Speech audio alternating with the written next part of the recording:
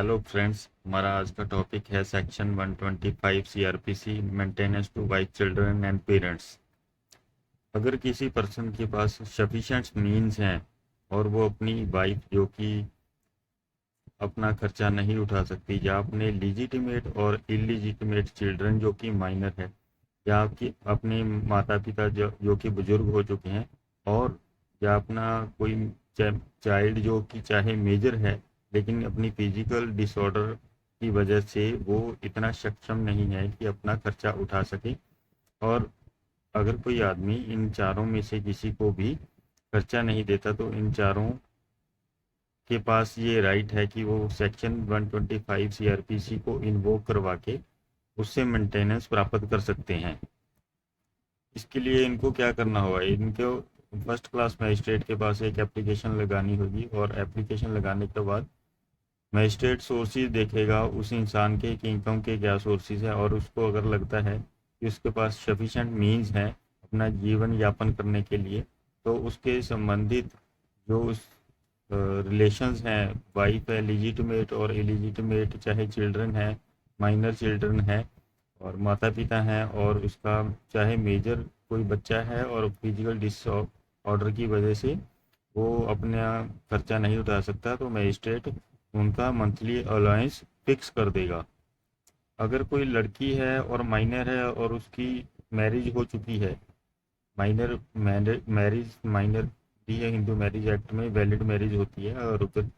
कोई ऐसा बच्चा है, लड़की है जिसकी मैरिज माइनर की होगी है और उसके हस्बैंड के पास सफिशेंट मीन्स नहीं है, तो उस केस में भी उस लड़की के पिता को ऑर्डर दिया जा सकता है कि वो उसकी मेंटेनेंस उठाए जब तक कि वो मेजर नहीं हो जाती। During the pendency of application under 125 CrPC भी मजिस्ट्रेट के पास ये अधिकार है कि वो उस पर्सन को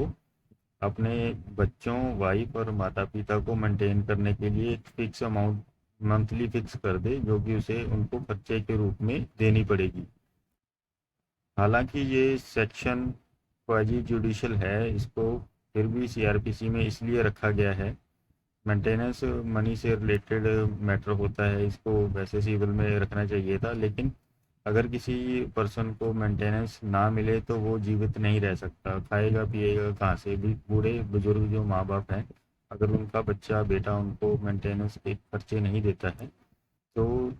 इस प्रोविज़न को ध्यान में ये सब रख के बनाया गया है कि किसी भी इंसान की जीवन के लिए जो ज़रूरी खर्चे होते हैं, अगर during the pendencing of this application भी उनको खर्चा दिलवाया जाता है। वो एक मंथली अमाउंट होती है, जब तक ये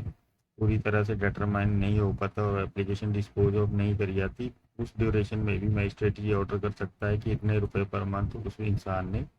अपने रिलेशंस में जो वाइफ बच्चे या उसके माता पिता हैं पर मंथ उनको इतने पैसे देने पड़ेंगे।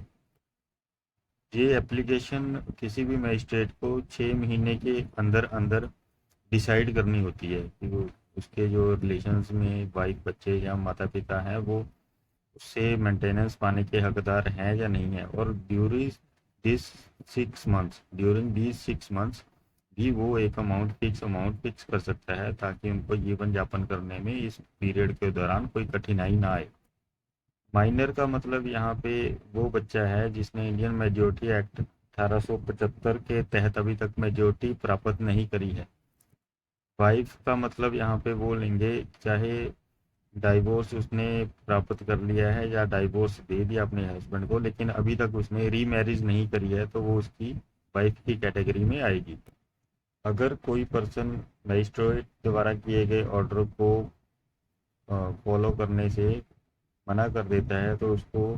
सेक्शन 125 की क्लॉज 3 के तहत 1 महीने तक की सिविल इम्प्रिजनमेंट भी हो सकती है। अगर कोई पत्नी अपने पति के साथ नहीं रहना चाहती है और फिर भी मेंटेनेंस मांगती है, और पति उसको रखने के लिए तैयार है, तो मजिस्ट्रेट उस केस में सर्कमस्टांसेस देखेगा कि कौन सी कंडीशंस चल रही हैं, प्रिवेलिंग कंडीशन सर्कमस्टांसेस क्या है जिसकी वजह से वाइफ अपने हस्बैंड के साथ रहने के लिए तैयार नहीं है और वो सिर्फ मेंटेनेंस क्लेम कर रही है। यहाँ 3 कंडीशंस ऐसी हैं जिस केस में हस्बैंड को वाइफ को मेंटेनेंस नहीं देनी पड़ती। फर्स्ट केस है जहाँ पे वाइफ अडल्टरी में रह रही है, किसी और पुरुष के साथ रह रही है। दूसरा केस यहाँ पे म्यूचुअल कंसेंट के साथ दोनों सेपरेट रह रहे हैं। तीसरा केस यहाँ पे वाइफ के पास कोई सफिशिएंट कॉज नहीं है एक्सप्लेन करने के लिए, लेकिन फिर भी वो अपने हस्बैंड से सेपरेट रह रही है। इन 3 केसेस में husband is not liable to pay maintenance to wife. और अगर पहले कोई ऑर्डर मजिस्ट्रेट द्वारा कर दिया गया है जिसमें wife has been declared eligible to get maintenance from her husband, और बाद में मंथली अलाउंस उसको जाना चालू हो गया है, और हस्बैंड ये प्रूव कर देता है बाद में कि she is living in adultery with some other person, तो उसका जो मजिस्ट्रेट ने पहले ऑर्डर किया था उसको वो कैंसिल या खारिज भी कर सकता है। थैंक यू, धन्यवाद। और हाँ, ऐसी ही और जानकारी प्राप्त करने के लिए मेरे चैनल को सब्सक्राइब और लाइक कर दीजिए, और ऐसे वीडियो बनाता रहूँगा। धन्यवाद।